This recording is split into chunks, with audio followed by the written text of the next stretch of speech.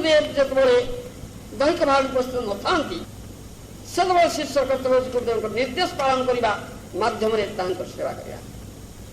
ଶ୍ରୀଲ ପ୍ରଭୁପାଦ ଶିଷ୍ୟମାନେ ଏପର୍ଯ୍ୟନ୍ତ ତାଙ୍କ ନିର୍ଦ୍ଦେଶ ପାଳନ କରି ଆସୁଥିଲେ, କିନ୍ତୁ ବର୍ତ୍ତମାନ ସେମାନଙ୍କୁ ତାଙ୍କ ବପୁ ସଂଘଠାରୁ ବଞ୍ଚିତ ହୋଇ ସେମାନଙ୍କର ସେହି ସେବା କରିବାକୁ ହେବ।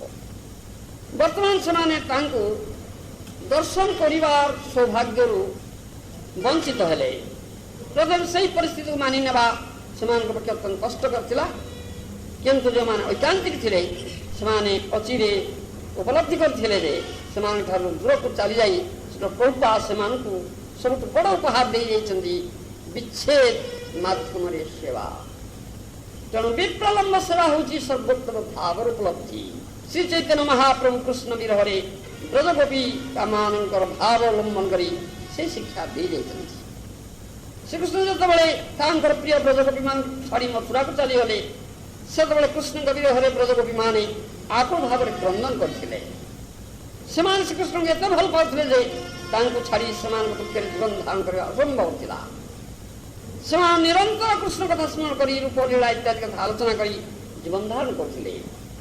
ଗଭୀର ଅନୁରାଗରେ ନିରନ୍ତର ସ୍ମରଣ କରିବା ଦ୍ୱାରା ତାଙ୍କର ବୃନ୍ଦାବନ ଫେରି ଆସିବାର କଳ୍ପନା ଭିତରେ ସେମାନେ ବିରହ ମାଧ୍ୟମରେ ମିଳନର ଆନନ୍ଦ ଅନୁଭବ କରୁଥିଲେ, ତାହାକୁ ଗୌଡ଼ୀୟ ବୈଷ୍ଣବ ଆଚାର୍ଯ୍ୟଗଣ ମିଳନର ଆନନ୍ଦଠାରୁ ସେ ବୋଲି ବିବେଚନା କରିଥାନ୍ତି। ଶ୍ରୀକୃଷ୍ଣ ଯେହେତୁ ପୂର୍ଣ୍ଣ, ସେଥିପାଇଁ ତାଙ୍କୁ ସ୍ମରଣ କରିବା ତାଙ୍କ ନାମ କୀର୍ତ୍ତନ କରିବା ଦ୍ୱାରା ଭକ୍ତ ସିଧାସଳଖ ଭାବେ ତାଙ୍କ ସଙ୍ଗ ଲାଭ କରନ୍ତି, କିନ୍ତୁ ତା ସହିତ ଯେହେତୁ ବିରହର ଅନୁଭୂତି ଥାଏ ସେଥିପାଇଁ ତାହା ହେଉଛି ଏକ ଅଚିନ୍ତ୍ୟ ଭାବ ଯୁକ୍ତ ବିରହ ଆଉ ମିଳନ। ଏହା ହେଉଛି କୃଷ୍ଣ ଭାବନା ଚରମ ଉପଲବ୍ଧି। ଶ୍ରୀଲ ପ୍ରଭୁପାଦଙ୍କ ଅନୁଗାମୀମାନେ ଏହି ବିରହ ଜନିତ ସେବା ତତ୍ତ୍ୱ ଯାହାକୁ କୁହାଯାଏ ବିପ୍ଳବ ସେବା ସେ ବିଷୟରେ ଅବଗତ ଅଛନ୍ତି, କିନ୍ତୁ ଅଧିକାଂଶ ଭକ୍ତଙ୍କ ନିକଟରେ ତାହା ଥିଲା ଏକ ତତ୍ତ୍ୱଗତ ଜ୍ଞାନ। ଶ୍ରୀକୃଷ୍ଣଙ୍କ ପ୍ରତି ଗଭୀର ଭାବେ ଆକୃଷ୍ଟ ନହେଲେ ଗଭୀର ଭାବେ କୃଷ୍ଣ ବିରହ ଅନୁଭବ କରାଯାଏ ନା। କିନ୍ତୁ ଯେଉଁ ସମସ୍ତ ବଦ୍ଧଜୀବ ଶ୍ରୀକୃଷ୍ଣଙ୍କୁ ଭୁଲି ଯାଇ ତାଙ୍କୁ ପରିତ୍ୟାଗ କରି ଏହି ଜଳ ଜଗତରେ ମାୟା କବଳିତ ହୋଇଛନ୍ତି ତାଙ୍କ କୃଷ୍ଣ ବିଚ୍ଛେଦ ଜ୍ଞାନ ବିସ୍ମୃତି ଜନିତ। ଶ୍ରୀଲ ପ୍ରଭୁପାଦ ଯେତେବେଳେ ତାଙ୍କ ଶିଷ୍ୟମାନଙ୍କ ଉପରେ କୃଷ୍ଣ ଭକ୍ତି ପ୍ରଚାର ଦାୟିତ୍ୱ ଅର୍ପଣ କଲେ ଓ ଜଗତରୁ ବିଦାୟ ନେଲେ ସେତେବେଳେ ସେମାନେ ବିରହ ମଧ୍ୟରେ ମିଳନର ଅନୁଭୂତି ଉପଲବ୍ଧି କରିବାକୁ ଆରମ୍ଭ କଲେ। ସେ ଚାଲି ଯାଇଛନ୍ତି, କିନ୍ତୁ ତଥାପି ସେ ଅତି ନିକଟରେ ଅଛନ୍ତି। ଏହା ଭାବପ୍ରବଣତା ନଥିଲା କି ଆତ୍ମସମ୍ମୋହନ ନଥିଲା, ଏହା ଥିଲା ସମର୍ପଣ ରୂପକ ଏକ ବାସ୍ତବ ଅଭିଜ୍ଞତା। ତେଣୁ ଶ୍ରୀଲ ପ୍ରଭୁପାଦ ସେମାନଙ୍କୁ ବ୍ୟକ୍ତିଗତ ସେବା ଦେଇଥିଲେ ଓ ବର୍ତ୍ତମାନ ସେମାନଙ୍କୁ କହି ସେହି ସେବା କରିବାକୁ ହବ। ତାଙ୍କର ବାଣୀ ମାଧ୍ୟମରେ ଶ୍ରୀଲ ପ୍ରଭୁପାଦ ବର୍ତ୍ତମାନ କହିଛନ୍ତି ବିଦ୍ୟମାନ ତାଙ୍କ ସଙ୍ଗ ଲାଭର ଅମୃତମୟ ସ୍ମୃତି ଗୁଡ଼ିକ ଉଜ୍ଜ୍ୱଳ ଭାବରେ ମନର ମଣିମୟ କୋଠରେ ବିରାଜମାନ କରୁଛି। ଯେଉଁ କୃଷ୍ଣ ଭାବନା ଅମୃତ ସେ ଦାନ କରିଥିଲେ ଏମାନଙ୍କ ସହ ଉପଭୋଗ କରିଥିଲେ ତାହା ସବୁ ଉଜ୍ଜ୍ୱଳ ରୂପେ ପ୍ରକାଶିତ ହେଇଛି। ଆଜି ସମଗ୍ର ପୃଥିବୀରେ ସେ କୀର୍ତ୍ତିତ ହେଉଛନ୍ତି, ତାଙ୍କର ଗୁଣ ଗୌରବ କୀର୍ତ୍ତିତ ହେଉଛି, ତାଙ୍କର ଗୋଷ୍ଠୀ ବର୍ଦ୍ଧିତ ହୋଇ ଚାଲିଛି।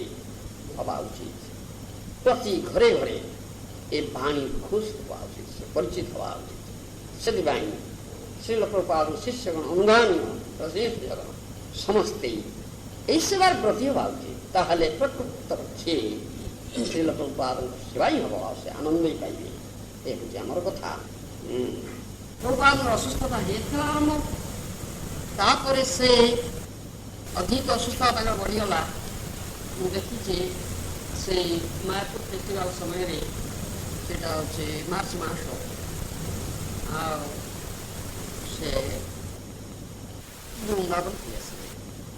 ସେ ବୃନ୍ଦାବନରେ ଫେରି ଆସି ଦିନଟି ରହିବା ପରେ ସେ ଦେଖିଛନ୍ତି ସ୍ୱାସ୍ଥ୍ୟର ପୁନଃପ୍ରତିଷ୍ଠା ପାଇଁ ମୁଁ ଋଷିକେଶ ଯାଇଥିଲି, କିନ୍ତୁ ସେଠାରେ ମୋର ଶରୀର ଆହୁରି ଖରାପ ହେଇଗଲା, ଦୁର୍ବଳ ହେଇଗଲା। ବର୍ତ୍ତମାନ ମୁଁ ମୋର ଆଳୟ ବୃନ୍ଦାବନକୁ ଫେରି ଆସିଛି। ଯଦି କିଛି ଘଟିବା ଥାଏ ତାହେଲେ ତା ଏଇଠି ଘଟିବ। ସେ ବୃନ୍ଦାବନରେ ତାଙ୍କ ସେ ଶ୍ରୀରାମଚନ୍ଦ୍ର ଲୀଳା ପ୍ରକାଶ କରିବାକୁ ଇଚ୍ଛୁକ ଥିଲେ, ତେଣୁ ସେ ବୃନ୍ଦାବନକୁ ଫେରି ଆସିଲେ। ବୃନ୍ଦାବନ ଧାମ ହେଉଛି ଭଗବାନ କୃଷ୍ଣଙ୍କର ଅତି ପ୍ରିୟ ଧାମ। ତେଣୁ ସମସ୍ତ ପ୍ରିୟ ବୈଷ୍ଣବ ଭଗବାନଙ୍କର ମହାପ୍ରଭୁ ସେମାନେ ଅଧିକାଂଶ ବୃନ୍ଦାବନ ନେଇ ତାଙ୍କର ସେ ଥିଲା ପ୍ରଭୁପାଦଙ୍କ ଇଚ୍ଛା ଥିଲା ତା ଭଗବାନ ପୂରଣ କଲେ। ଶ୍ରୀଲ ପ୍ରଭୁପାଦ ସେତେବେଳେ ତାଙ୍କର ସେକ୍ରେଟାରୀ ଥିଲେ ତମାଳକୃଷ୍ଣ ଗୋସ୍ୱାମୀ ତାଙ୍କୁ ଡାକିକି କହିଲେ ଦୁଇଟି ବିଷୟ ରହିଛି, ବଞ୍ଚିବାର ଚେଷ୍ଟା କରିବା ଆଉ ମୃତ୍ୟୁ ପାଇଁ ପ୍ରସ୍ତୁତ ହେବା। ମୃତ୍ୟୁ ପାଇଁ ପ୍ରସ୍ତୁତ ହେବା ସେୟା ବ୍ୟବସ୍ଥା କର ଯେପରି 3-4 ଜଣ ଭକ୍ତ ମୋ ସହିତ ସବୁ ସମୟ ରହନ୍ତି, ସବୁ ସମୟରେ କୀର୍ତ୍ତନ ହଉ, ଭାଗବତ ପାଠ। ପରୀକ୍ଷିତ ମହାରାଜ ଏହି ସମୟରେ ଜଳଗ୍ରହଣ ପର୍ଯ୍ୟନ୍ତ ବନ୍ଦ କରିଦେଇଥିଲେ, କେବଳ ଭାଗବତ ଶୁଣିଥିଲେ। ଆପଣ ତାଙ୍କୁ ଦେଖିକି খুব ধীর স্বরে ছোট গিনি ধরে কীর্তন করନ୍ତି ଆଉ ଭାଗବତ ପାଠ ତାପରେ ସେ ଗୋଟେ ୱିନ୍ ପ୍ରସ୍ତୁତ କରିବା ପାଇଁ କହିଲେ। ତମାଳକୃଷ୍ଣ ତାଙ୍କର ସେକ୍ରେଟାରୀ ଥିଲେ, ତାଙ୍କୁ ଡାକିକି କହିଲେ ଯେପରି ଅନ୍ତିମ ସମୟ ଉପସ୍ଥିତ ହେଇଛି ବୋଲି ତାହା ଲେଖା ହେବ ନା, ପକ୍ଷାନ୍ତରେ ଯଦି କୌଣସି ଅଘଟଣ ଘଟେ ତାହା ପ୍ରସ୍ତୁତି ରୂପେ ତାକୁ ଲେଖିବାକୁ ହେବ, ଯେପରି ଶେଷ ମୁହୂର୍ତ୍ତରେ ତରବର ହୋଇ ତାହା ପ୍ରସ୍ତୁତ କରିବାକୁ ବ୍ୟତିବ୍ୟସ୍ତ ହେବାକୁ ନ ହୁଏ। ତାଙ୍କର ଆନ୍ଦୋଳନ ଯେପରି ନିର୍ବିଘ୍ନରେ ଚାଲୁ ରହେ ସେଇଥିପାଇଁ ପ୍ରଭୁପାଦ ଉଦ୍ବିଗ୍ନ ଥିଲେ।